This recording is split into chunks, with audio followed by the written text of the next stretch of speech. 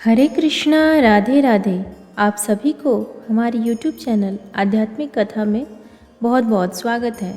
आज के इस वीडियो में हम रसपान करने जा रहे हैं ज्येष्ठ मास महात्म्य का 11वां अध्याय। इस कथा में गंगा महात्म्य का वर्णन है। ऋषि लोग कहने लगे कि हे स्कंजी, सभी योग पापों का नाश करने वाले हैं और पुण्य को देने वाले हैं, तो फिर ज्येष्ठ मास को कैसे श्रेष्ठ कहा गया है?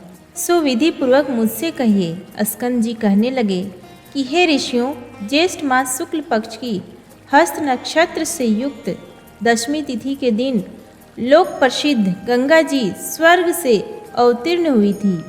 राजा भगीरथ घोर तप करके पापनाशिनी गंगा जी को लाए, इसलिए ज्येष्ठ मास सब में श्रेष्ठ है और शेष योग ज्येष्ठ मास के सहचर अनुचर हैं।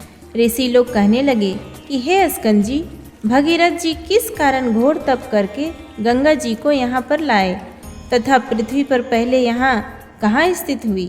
स्कंद जी कहने लगे कि जब समस्त ब्रह्मांड का निर्माण करने के लिए विष्णु भगवान के नाभि कमल में ब्रह्मा जी प्रकट हुए, उस समय ब्रह्मा जी एक हाथ में कमंडल और अन्य हाथों में वेदों को धारण किए हुए थे।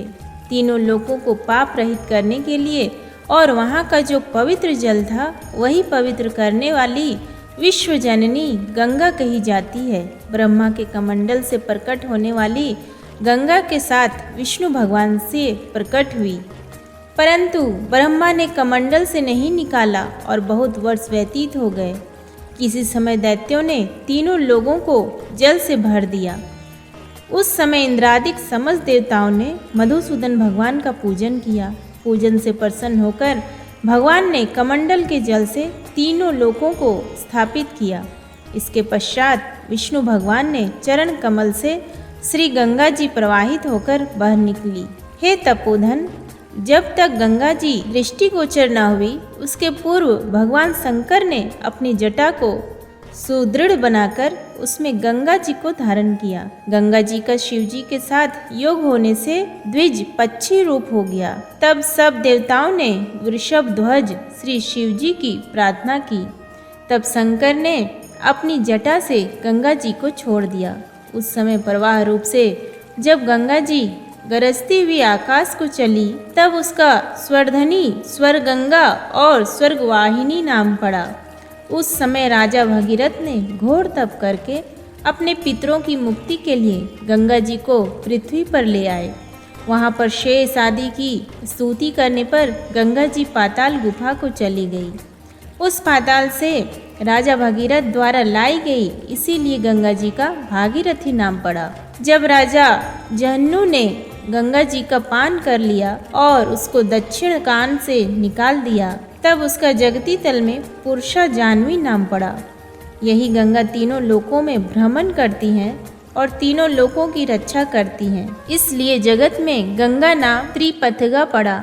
गंगा जी कमंडलु समुद्रभूता विष्णुपाद समुद्भवा गंगा हर जटोद्भूता स्वर्धनी लोकपावनी भागीरथी जाह्नवी तीस्रोता भीष्मसु मंदाकिनी भागवती त्रैलोक्यवासिनी, इन 13 नामों से इस संसार में विख्यात हुई। जो मनुष्य इन 13 नामों का रात्रि तथा दिन में पाठ करते हैं, उनका वास भागीरथी गंगा के तट पर होता है। इसमें कोई संशय नहीं है। जो नित्य स्नान के साथ इन नामों को पढ़ते हैं, उनको गंगा स्नान का फल होता है। इन नामों के पदों से जो नित्य नमस्कार करते हैं, वे सब पापों से मुक्त होकर अंत में शिवपुर कैलाश को जाते हैं। मृत्यु के समय निश्चल मन से, भक्ति से, योग से, बंधन से मुक्त हो जाते हैं। वे लोग स्वर्ग लोक को लांघते हुए ब्रह्म पद को प्राप्त होते हैं। जो मनुष्य अंत समय इन नाम पदों से अभिमंत्रित कर जल को अपने शरीर पर सिंचन करते हैं, उनको पातकी होने पर भी यमराज के दूत नहीं छूते। अहो, गंगा के महात्म्य कहने में कौन समर्थ हो सकता है? हाँ, यदि आकाश के असंख्य मच्छर के समान अधिक संख्या में मुख हो, तो वह मनुष्य गंगा का महात्म्य कहने में समर्थ हो सकते हैं। इति श्री ज्येष्ठ मास महात्म्य गंगा महात्म्य वर्णन का 11वां अध्याय समाप्त हुआ।